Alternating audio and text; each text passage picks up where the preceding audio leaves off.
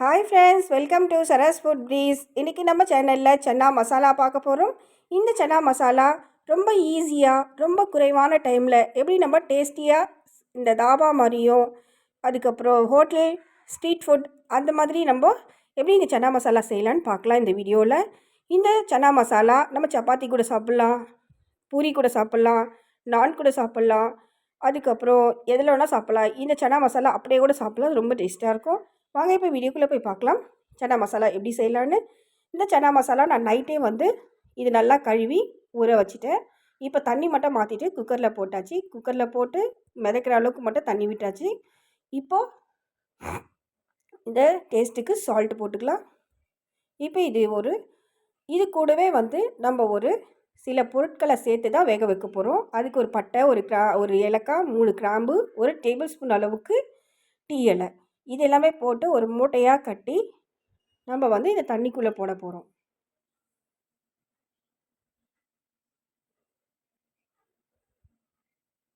அப்போ தான் அந்த கடலை இருக்கு இல்லையா, மூக்கல்ல, அது நல்லா ஃப்ளேவர்ஃபுல்லாக நல்லா சூப்பராக இருக்கும். டேஸ்ட்டை இன்னும் கொஞ்சம் கூட்டி கொடுக்கும். இப்போ இந்த மூட்டையை இதில் போட்டுடலாம். இப்போ இது ஒரு 6 விசில் வச்சு எடுத்துக்கலாம். இப்போ 6 விசில் வந்துச்சு. இப்போ நம்ம கேஸில் ரிலீஸ் ஆகிடுச்சு. இப்போ ஓப்பன் பண்ணி பார்க்கலாம் கடலை எப்படி வெந்திருக்குன்னு. பாருங்கள், கடலை நல்லா பூ மாறி வந்திருக்கு. இப்போது இது ரெடி ஆகிடுச்சு சன்னா மசாலாவுக்கு. இப்போ இந்த மூட்டையும் எடுத்து நம்ம வெளியே போட்டுடலாம். இப்போ இது இருக்கட்டும். நம்ம இதுக்கு மசாலா அரைச்சிடலாம். ஒரு மிக்ஸி ஜாரில் ஒரு பெரிய சைஸ் வெங்காயம், ஒரு 4 பழுத்த தக்காளி இதில் கட் பண்ணி போட்டிருக்கோம். இது கூடவே 2 பச்சை மிளகாய், ஒரு துண்டு இஞ்சி, ஒரு 7 பல்லு பூண்டு. இப்போ இதெல்லாமே போட்டு நல்லா ஃபைன் பேஸ்ட்டாக அரைச்சி எடுத்துகிட்டு வந்துடலாம். இப்போ பாருங்கள், இது இந்த பேஸ்ட் ரெடி ஆகிடுச்சு. இப்போ இது இருக்கட்டும். இப்போ நம்ம சன்னா மசாலா ரெடி பண்ணிடலாம்.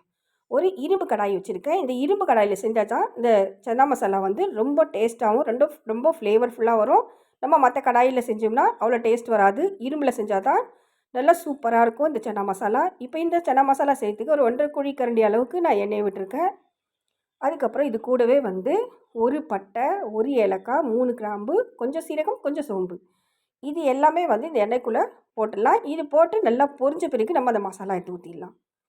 இப்போ இது நல்லா பொரிஞ்சு வந்துருச்சு. இப்போ நம்ம இந்த வெங்காயம், தக்காளி, பச்சை மிளகாய், இஞ்சி, பூண்டு இதில் அந்த விழுதை போட்டுடலாம்.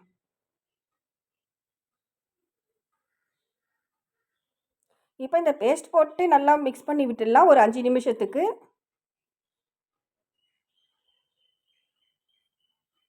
இதோட பச்சை வாசனை போகிற வரைக்கும் நம்ம வெயிட் பண்ணிவிட்டு அதுக்கப்புறம் இன்னும் சில மசாலாலாம் சேர்த்துக்கலாம்.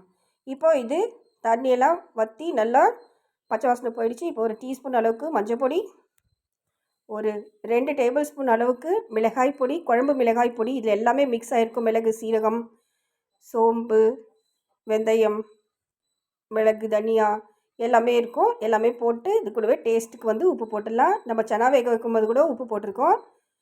இப்போ இந்த மசாலாக்காக தான் நம்ம உப்பு போட்டிருக்கோம். இப்போ இது நல்லா பச்சை வாசனை போய் நல்லா ஃப்ரை ஆகிடுச்சு. இப்போ இதில் எண்ணெய் பிரிஞ்சு வரட்டும். நம்ம சன்னா எடுத்து போட்டுக்கலாம். இப்போது எண்ணெயும் நல்லா பிரிஞ்சு வந்துருச்சு. இப்போ நம்ம சன்னாவை எடுத்து போட்டுக்கலாம். அதுக்கப்புறம் தண்ணி விடலாம். இப்போ தண்ணி விட தேவையில்லை. வெறும் சன்னா மட்டும் எடுத்து போட்டோம்னா அந்த மசாலாலாம் அதுக்குள்ளே நல்லா ஊறி இருக்கும். அதுக்காக தான். இப்போ இது நல்லா மிக்ஸ் பண்ணி விட்டுட்டு மூடி போட்டு ஒரு 5 நிமிஷத்துக்கு நம்ம இதை வேக வச்சிடலாம்.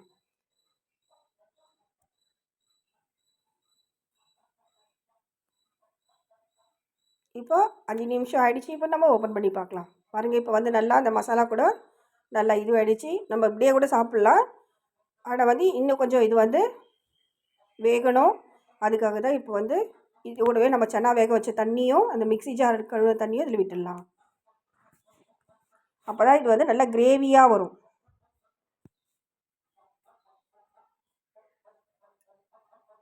இப்போ இது நல்லா கொதிக்க விட்டுடலாம். அதுக்கப்புறம் சன்னா மசாலாவை ஆட் பண்ணலாம். நான் வீட்டிலே சன்னா மசாலா ரெடி பண்ணியிருக்கேன். இந்த சன்னா மசாலாவோட ரெசிபி நான் இன்னொரு நாளைக்கு அப்லோட் பண்ணுறேன். ஏன்னா நான் அந்த வீடியோ எடுக்கலை சன்னா மசாலா ரெடி பண்ணும்போது. இப்போ இது சன்னா மசாலா ரெடி ஆகிடுச்சு. இந்த கிரேவி நல்லா கொதிச்சு வந்துச்சு. இப்போ இந்த ஸ்டேஜில் நம்ம சன்னா மசாலா சேர்த்துட்டோம்.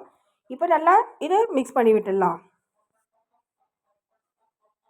இப்போ இது நல்லா மிக்ஸ் பண்ணிவிட்டு ஒரு 10 நிமிஷத்துக்கு இது வந்து நல்லா மூடி போட்டு நம்ம நல்லா கொதிக்க வைக்கணும். அப்போ தான் அந்த சன்னா மசாலா ஸ்ட்ரக்சருக்கு வரும்.